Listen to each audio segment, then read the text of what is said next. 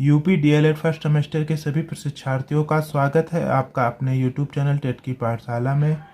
आज मैंने आपके लिए UP DElEd first semester mathematics subject से कुछ महत्वपूर्ण प्रश्न लेकर आया हूं। यह प्रश्न आपको परीक्षा में अच्छे अंक दिलाने के लिए सार्थक होंगे, अतः आपसे निवेदन है कि पूरे वीडियो को ध्यानपूर्वक देखें और चीज़ों को समझें। अगर आपको मेरा प्रयास अच्छा लगे तो मेरे चैनल को सब्सक्राइब, वीडियो को अधिक से अधिक लाइक एवं शेयर भी करिए। चलिए दोस्तों, शुरू करते हैं आज का पहला प्रश्न। पहला प्रश्न दिया गया है, एक आयत की लंबाई तथा चौड़ाई क्रमशः 12 मीटर तथा 10 मीटर हैं, तो आयत का क्षेत्रफल व परिमाप क्या होगा। तो जैसा कि आपको पता है कि आयत में क्या होती हैं, आमने की सामने की भुजा आपस में बराबर होती हैं। तो मैं एक फिगर ड्रा कर लेता हूँ। सबसे पहले माना कि ये हो गई आपकी चौड़ाई और ये हो गई आपकी लंबाई।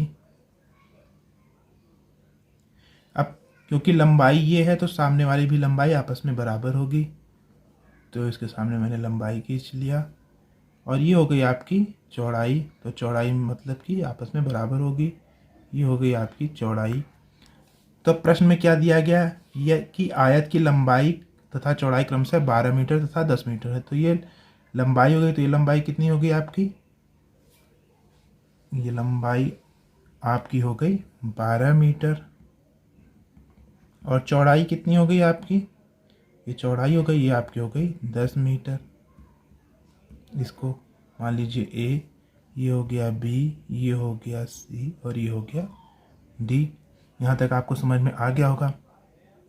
तो आयत का क्षेत्रफल, आयत की लंबाई बराबर कितना दिया गया आपका, 12 मीटर, और आयत की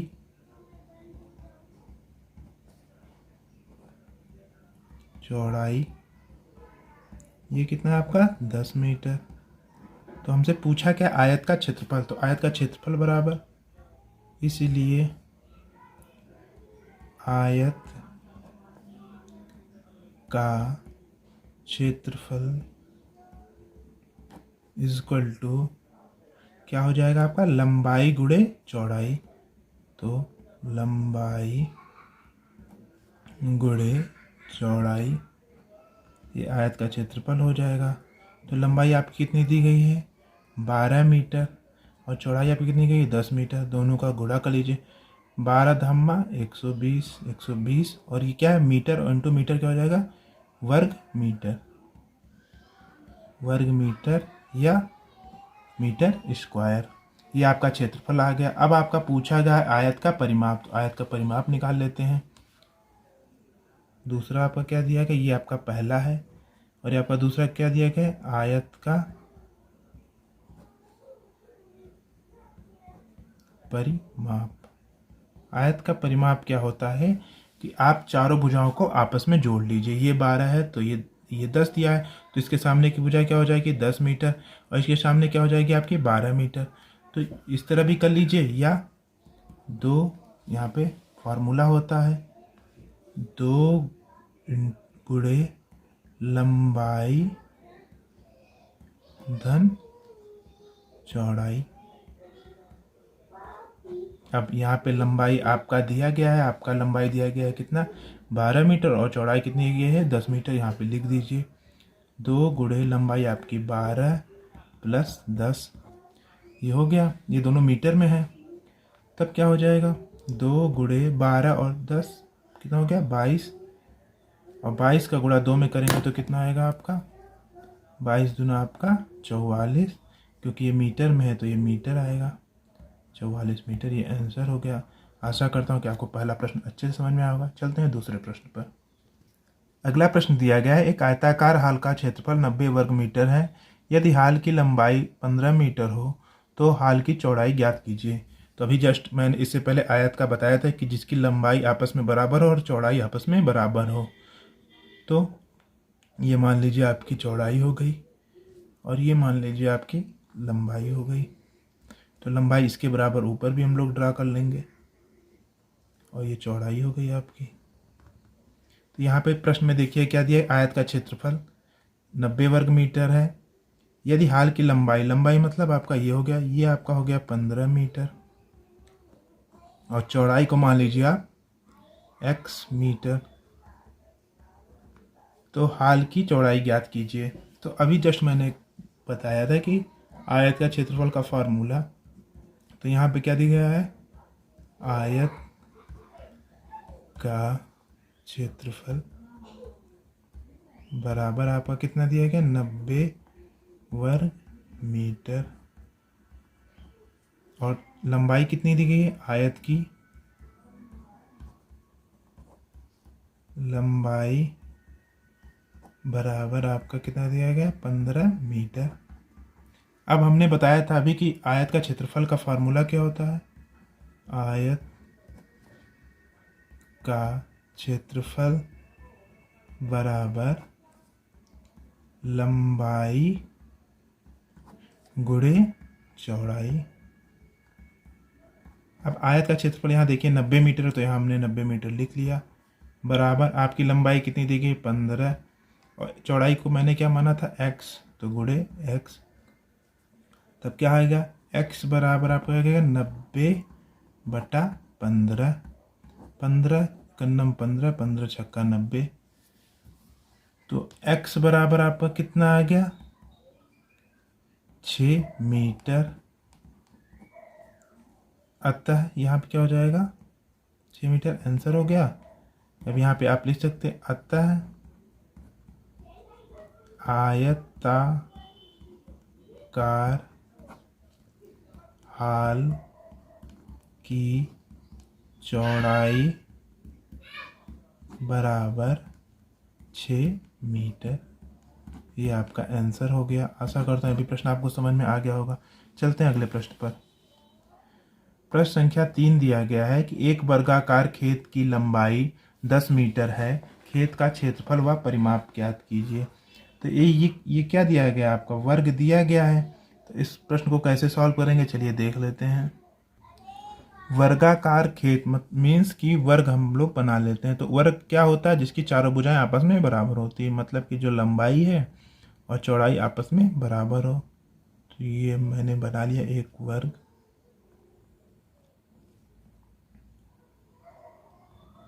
ये आपका एक वर्ग हो गया।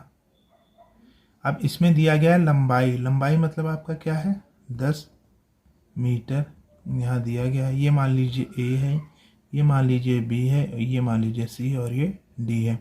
तो वर्ग क्या होता है, जिसकी सभी भुजाएं आपस में बराबर, मतलब कि ये भी 10 मीटर हो गया, ये भी 10 मीटर हो गया, ये भी 10 मीटर हो गया और ये भी 10 मीटर हो गया। यहाँ तक आपको समझ में आ गया होगा।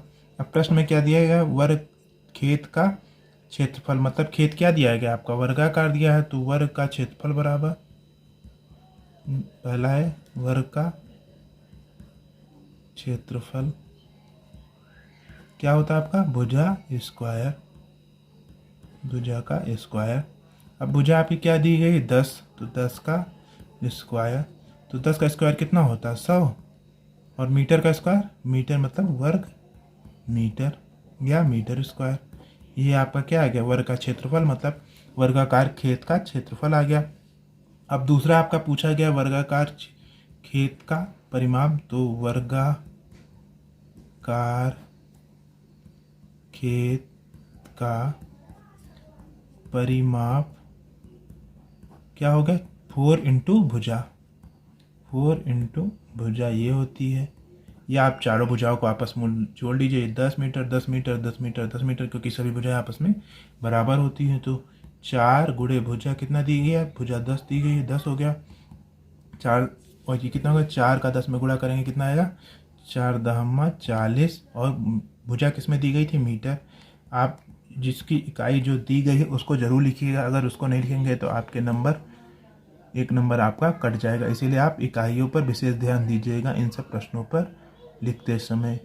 अगर क्षेत्रफल दिया है तो आप वर्ग मीटर में लिखिए, अगर परिमाप दिया गया है तो मीटर में लिखिए। चलते हैं अगले प्रश्न पर, प्रश्न संख्या 3 पर। ये आपका आंसर हो गया। ये प्रश्न संख्या 3 हो गया आपका। अब प्रश्न संख्या 4 पे चलते हैं। अगला प्रश्न दिया गया है, एक वृत्त का त्रिज्या 21 सेंटीमीटर है, वृत्त का क्षेत्रफल ज्ञात कीजिए। सबसे पहले हम लोग वृत्त बना लेते हैं। वृत्त क्या होता है? एक गोला होता है जिसकी नियत बिंदु से दूरी आपस में बराबर होती है। तो ये आपको इसका केंद्र हो गया, ये इसकी त्रिज्या कहलाती है। तो इसको ओ मान लीजिए, इसको ए मान लीजिए। अब त्रिज्या कितनी दी गई है आपकी? 21 सेंटीमीटर। 21 सेंटीमीटर ये हो गया आपका। अब क्या पूछा गया है? वृत्त का क्षेत्रफल ज्ञात कीजिए। तो वृत्त का क्षेत्रफल का फार्मूला क्या होता है? वृत्त का क्षेत्रफल बराबर पाई आर स्क्वायर। अब पाई आर स्क्वायर मतलब पाई की वैल्यू क्या होती है आपकी? 22/7। 22/7 गुणे आर कितना दिया है? आर मतलब त्रिज्या। तो 21 गुणे 21 ये हो गया आपका। अब यहाँ 7 त्रिक 21। अब देखिए क्या हो गया? 22 गुणे 3 गुणे 21। अब इसको कैसे सॉल्व करेंगे? आसानी से इसको आप लिख लीजिए 2 गुणे 11 गुणे 3 गुणे 21। ये 3 और दूना 6 हो गया। यहाँ पे 6 गुणे 11 और 21 का गुणा कर लीजिए, 11 गुणे 21 हो गया। अब क्या आएगा आपका? 6 गुणे 11 का 11 करना में 11 और 11 दूना 22 और 1 कितना हो गया आपका? 23। 231 हो गया यहाँ पे। अब 231 में 6 का गुणा कर दीजिए तो कितना आ गया आपका? 6 करना में 6, 6 त्रिक 18 और 6 दूना 12 और 1 13 हो गया। अब इसमें कितना दिया गया? सेंटीमीटर। और यहाँ आर क्या है? आर स्क्वायर मतलब सेंटीमीटर का स्क्वायर। सेंटीमीटर स्क्वायर या वर्ग सेंटीमीटर। ये आपका आंसर हो गया 1386 सेंटीमीटर स्क्वायर। मैंने अभी आपको बताया कि सबकी इकाई है, जरूर लिखिएगा।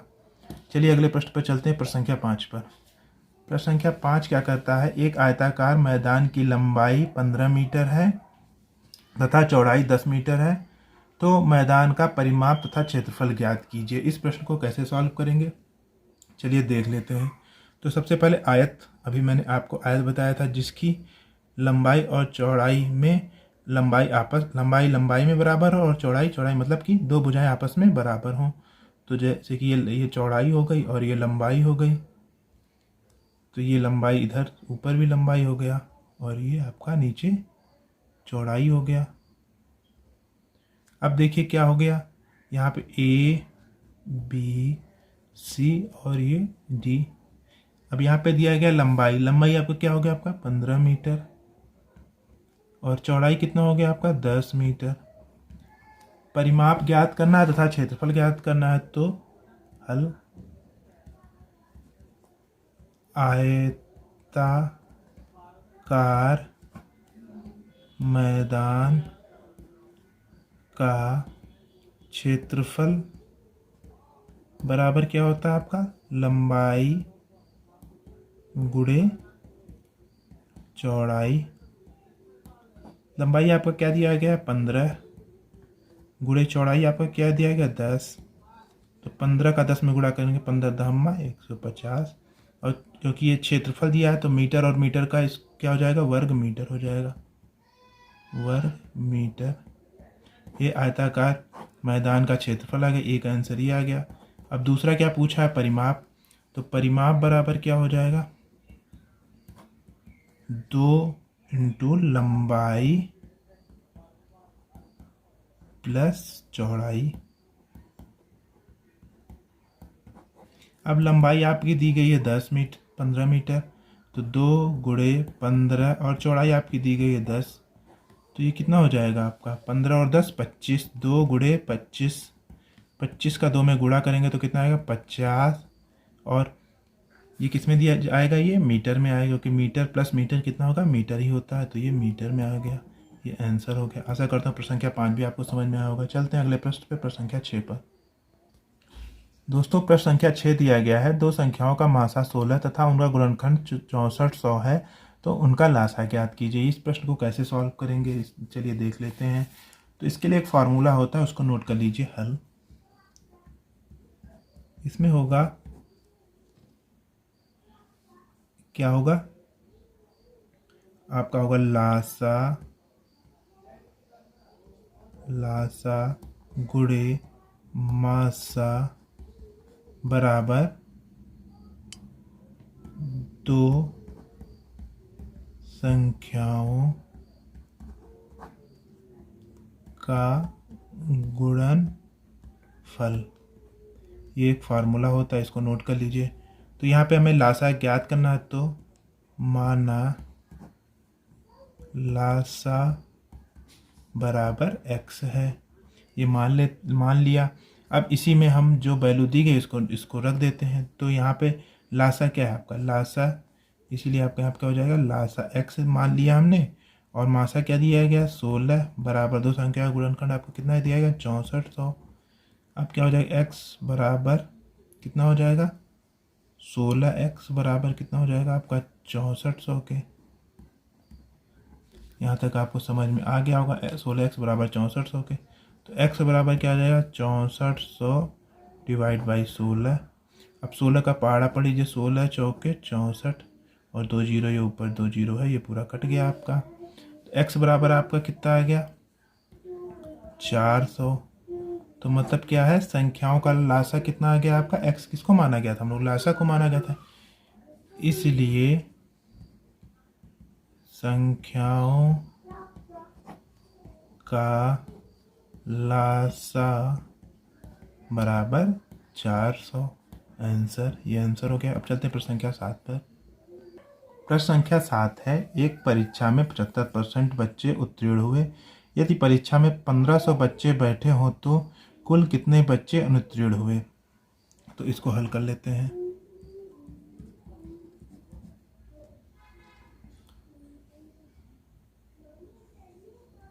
परीक्षा में सम्मिलित बच्चों की संख्या बराबर कितना दिया गया है आपका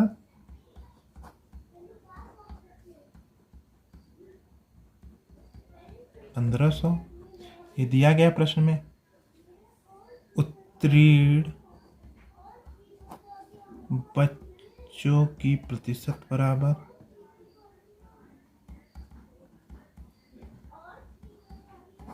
कितना प्रतिशत है आपका 75% है। तो अगर हम 1500 का 75% निकाल लें तो हमें पता चल जाएगा कितने बच्चे उत्तीर्ण हैं। तो चलिए निकाल लेते हैं। तो हो जाएगा कुल उत्तीर्ण बच्चे बराबर 1500 का 75% मतलब गुणे 75 बटा आपका 100 हो गया। ये 100 से 100 ये कट गया 2 जीरो। अब 15 का 75 में गुणा कर लीजिए, 15 गुणे 75। अब इसका गुणा कैसे करेंगे, 15 पचे 75 के 5 और 15 सत्ते 105 और हासिल था आपका 7। 105 में 7 जोड़ेंगे तो आपका कितना आ जाएगा 112। ये आपके कितने ये कौन से बच्चे हुए, जो बच्चे उत्तीर्ण हुए। तो अनुत्तीर्ण बच्चों की संख्या हमसे पूछिए। यहाँ प्रश्न में देखिए कुल कितने बच्चे अनुत्तीर्ण हुए, तो हमें पूछे क्या है अनुत्तीर्ण बच्चों की संख्या। अतः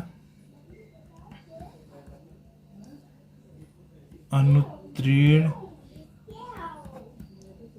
बच्चों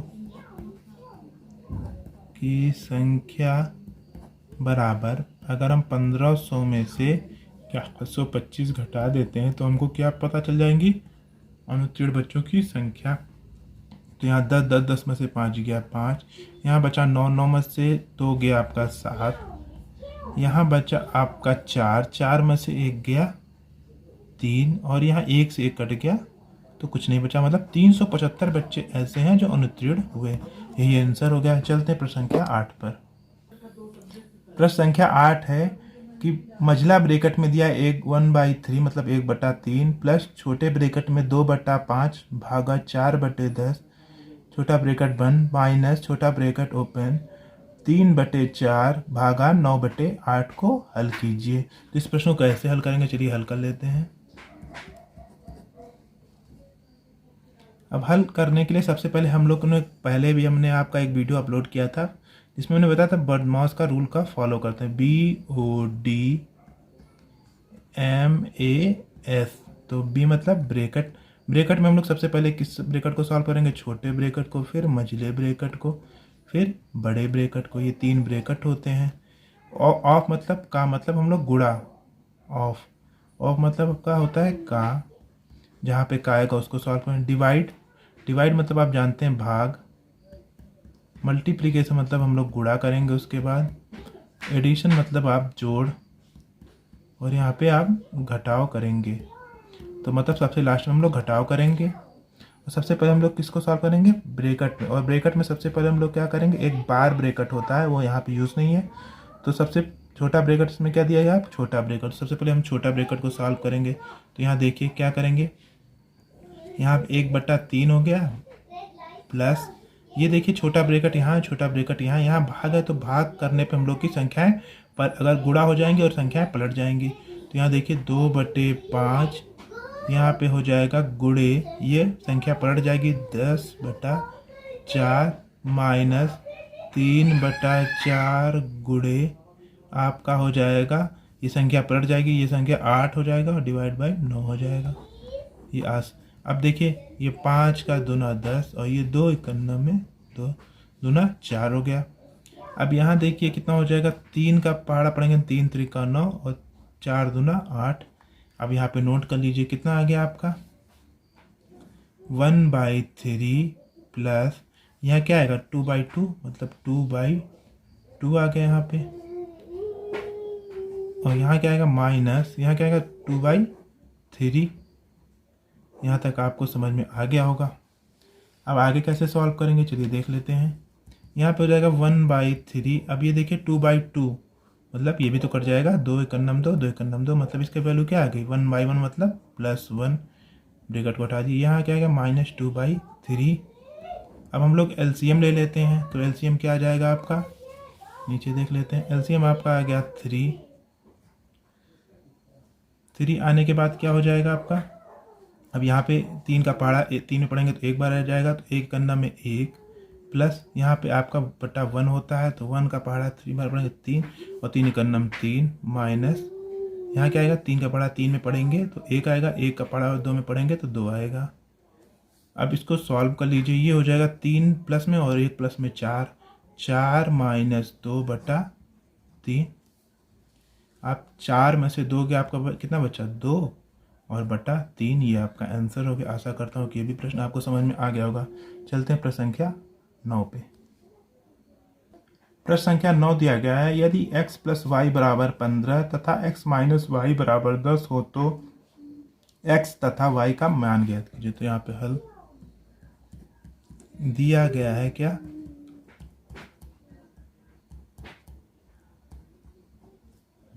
x + y बराबर आपका 15, इसको समीकरण नंबर 1 मान लीजिए। और दूसरा दिया गया x - y = 10, इसको समीकरण नंबर 2 मान के। तो यहाँ लिख दीजिए समीकरण 1 व 2 को हल करने पर, समीकरण 1 व 2 को हल